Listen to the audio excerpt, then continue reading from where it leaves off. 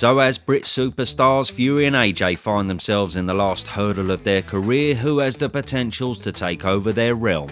Well, one name is making the waves and the noise to do so, the heavyweight star, former British champion and renowned knockout machine Fabio Wardley. But who is he really? Well, after a sensational dismantling of David Adelaide, Fraser Clark and recently Justice Hooney, it's time to really take notice of Big Fabio. He's made a habit of being in very entertaining fights and a habit of getting the job done in style. He was born in Ipswich on December the 18th, 1994. He weren't a big fan of school but had his sights set on being an entrepreneur, so upon leaving he got straight into a sales role, making his way through into the recruitment world. Now, his true love was football from a young age, but in his late teen years ankle injury stopped him from playing, so he had to call it a day.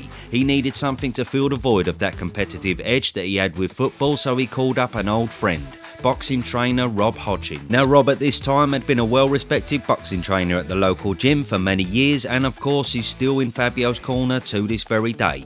In Wardley's school years, Rob was a part of the Positive Futures program that helped wayward kids get on the straight and narrow through sports, particularly boxing. Rob was always asking Fabio to take part, but he showed no interest. However, when his football career was over, he gave Rob a call and was invited down to do some training. And this is where it began for the 20-year-old salesman. He walked in the gym, hit some pads and instantly fell in love with the game. So much so that on the same day he asked to spar the biggest person in the gym, who happened to be an ex-ABA champion.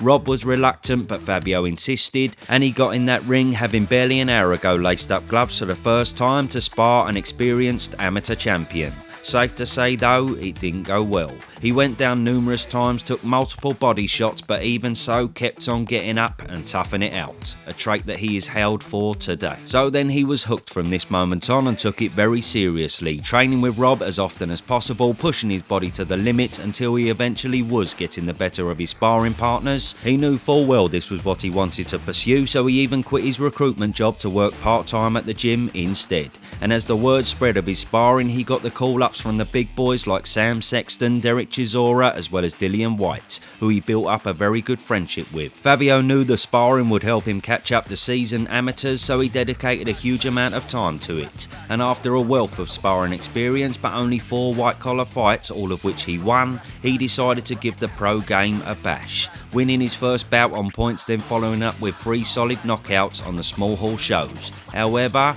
his management at the time were, as he described, completely useless, cancelling fights, not pulling their weight, and he was getting frustrated. Then upon telling Dillian his frustrations, the body snatcher out of the blue offered to sign him up with himself. A very tempting offer that would see Fabio competing on glamorous Matchroom shows to a huge audience back in 2018 when Matchroom were at their UK peak. It was an absolute no-brainer. So he wormed out of his current contract and put pen to paper with Dillian, with his first introduction to the mainstream being on the White Chisora 2 card, of which he made a statement against Phil Williams. Unsettle Wardley, it's not working. There was a good uppercut, then he goes to the uppercut again, and under a constant barrage down he goes, and Kieran McCann just waves the bout. Yes, so he couldn't have got off to a better start with Dillian and Matchroom, but having only entered the gym 4 years earlier, he knew the path was a long drawn out learning experience. The bond between Fabio and Rob was strong, and his superb development was unveiled with a constant flurry of knockouts, even as the level of his opposition increased, knocking out the likes of Simon Vallily in the Matchroom Garden for his first accolade, the English title, and destroying Richard Lartey behind closed doors. Then it was time for his first real test against Molina, who has never been the most formidable opponent, but he did fight for world titles, and Fabio showed his toughness, taking a few pearlers from the American, then fighting fire with fire to get yet another big knockout. Fabio was now making big noise, and after another good display against the very game Nick Webb, 2 second-round knockouts followed on before it was the big one, the prestigious British title on the line against Tyson Fury's cousin, the experienced Nathan Gorman, who, unlike Fabio, had been fighting since his childhood. It was 3 rounds of carnage, as the Suffolk lad took more punishment than he would have liked, but yet again, as he had shown in the Webb and Molina fight, when he is under the cosh, it lights a fire in him, and he put Gorman down twice in round 2, finishing him off in the 3rd. He was now British champion, an incredible achievement for such a late developer in the sport. And then with chief support to AJ against Coffey, he continued his knockout streak before the grudge match that caught everybody's attention against David Adelaide. A coming together of two potential stars of the future, along with a financially life-changing amount of money involved as well. And as we know, Fabio showed he really is the next gen. He was patient and poised and simply looked to be levels above the Londoner. So from here there was no rest for the wicked, and Fabio jumped back in the deep end straight away. Now teaming up with Ben Davison, who was hailed for his expert analysis on fights, but with Rob still a firm part of the team. He finally came face to face with an arch rival on the British scene, the very experienced Fraser Clark, which had been a fight brewing for a long while. It was actually the first time that Fabio was in the ring with a former experienced amateur who was also very fresh at the time, and he did have trouble navigating some of the silky boxing skills from Clark, but nevertheless his will to win shone through and pulled him back into the fight, even with a severe cut on his nose affecting his vision. The fight ended in a draw, a rather fair result considering it was hard to split the two, but this led to a rematch in Saudi Arabia on the Beterbiev-Bivol undercard, and this time Fabio certainly did not leave any decision up to the judges. And he's trying to cover up on the ropes, one of those big overhands I was mentioning. He caught him on the temple, high on the head I think, and you could just see the legs do a little bit of a dance, and a left hand get through, and Clark is in trouble here, and he's touched down with 38 seconds remaining in the round, and he's in trouble here, he's in awful trouble. So he would produce one of the most brutal knockouts ever seen. Fraser thankfully was okay and was very well looked after, even with suffering such a bad injury, but this once again showed the devastating power of the Ipswich lad, and he was really garnering a reputation similar to the once frightening Deontay Wilder.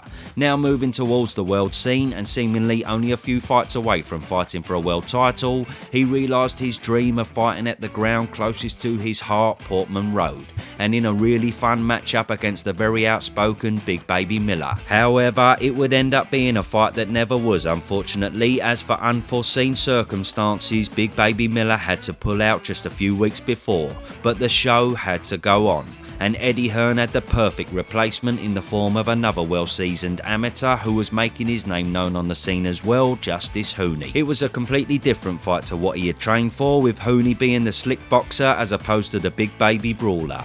And although it would turn out to be a very hard night at the office for Fabio, famously losing every round on many people's scorecard up until the championship rounds, he once again found a way to win.